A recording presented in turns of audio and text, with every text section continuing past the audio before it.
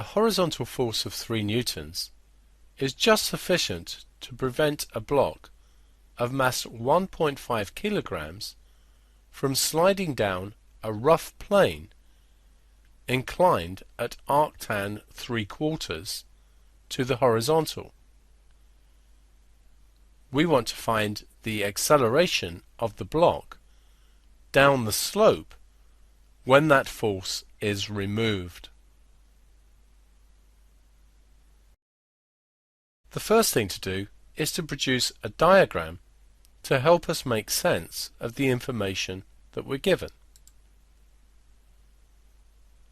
So we know our object is on a slope. So we'll draw the slope and put the object upon it. We know the mass is 1.5 kilograms. So the weight will act vertically downwards, 1.5 times gravity. We'll have a normal reaction force, which is at right angles to the surface. The angle of the slope is arctan 3/4. Many pupils don't like having angles given to them in this fashion, but it's actually quite easy to deal with, as you'll see from this triangle. If this is the angle of the slope, we know the tangent is 3/4. So the opposite is 3 and the adjacent is 4. We should recognize a 3, 4, 5 triangle here. And this tells us that the sine of theta is the opposite over the hypotenuse, which is 3/5, and the cosine of theta is the adjacent over the hypotenuse, which is 4/5.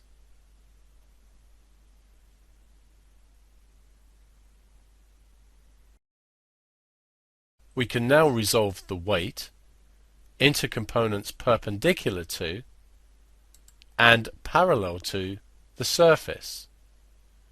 The perpendicular one we know is 1.5 g times the cosine of theta, and since we know the cosine of theta is 4/5, we can write this simply as 1.2 g.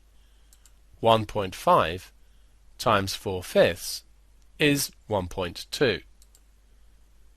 Doing the same for the component down the slope, remember this one will be the sine, so 1.5 g times the sine of theta, giving 0.9 g acting down the slope. We can now ignore the weight since its components do the same job.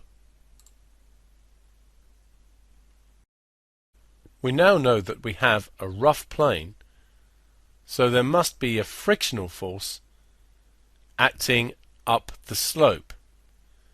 We know this because the horizontal force that acts is just sufficient to prevent the block from sliding down the plane. So the friction must be acting up the plane. If we draw on the horizontal force, we know its magnitude is 3 newtons, and we need to have this force resolved into components perpendicular to and parallel to the surface. To save cluttering the diagram, I've called these components x and y. If we look at this, we can see z angles, so this angle here must be theta.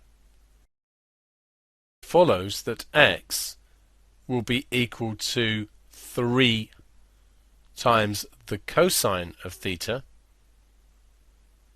and since the cosine is 4/5, 3 times 4/5 gives us 2.4 newtons, and y will be 3 times the sine of theta,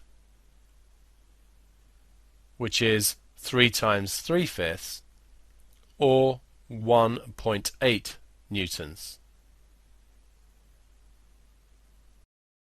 Note the directions of y and x, as these will be important when we start to put the information together.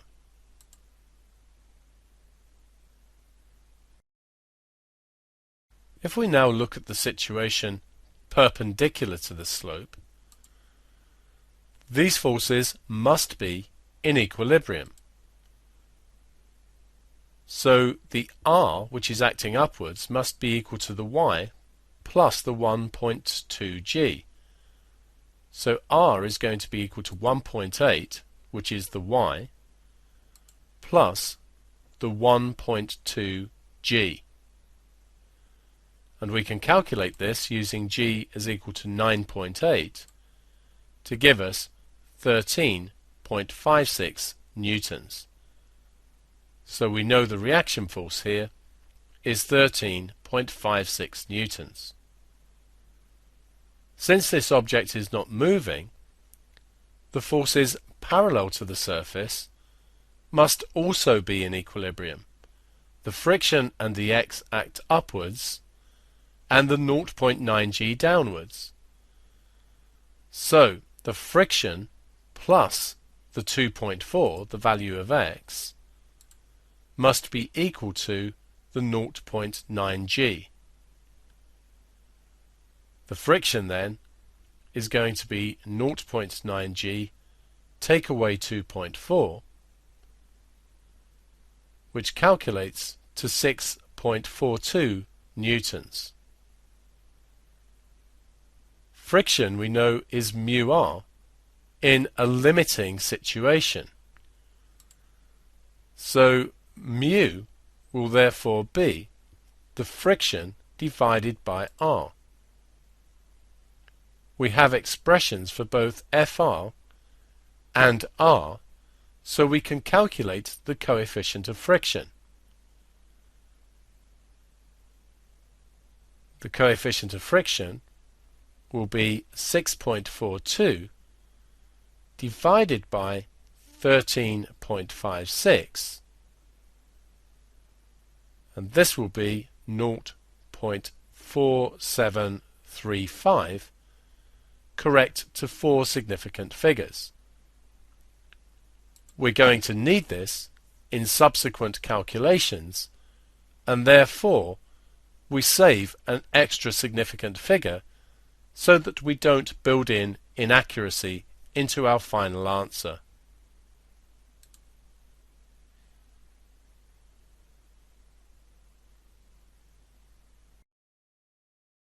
Consider now the situation when the force is removed. The object has 3 forces acting on it: the normal reaction force, the frictional force, and the weight, which we've split into 2 components. The mass of the object is unchanged, and therefore these 2 components are unchanged. The components perpendicular to the surface will still be 1.2 g, and the components parallel to the surface still 0.9 g. R and Fr will be linked via F equals mu r, and we found the value of mu previously. The friction must be limiting since the object is accelerating down the slope.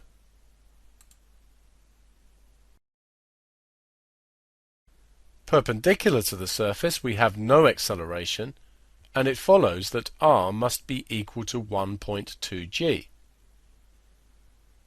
The object is accelerating in this direction.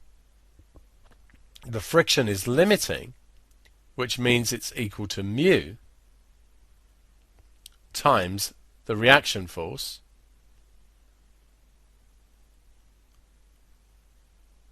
and the resultant force down the surface must be the 0.9 g take away the friction. So using F equals ma, we get 0.9 g take away the frictional force, which we know is this,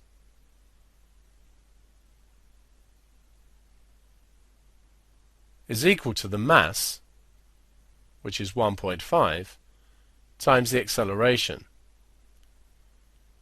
So A is going to be 0.9 g, take away 0.4735 times 1.2 g, all divided by 1.5. Calculating this, we get 2.17 meters per second squared, correct to 3 significant figures.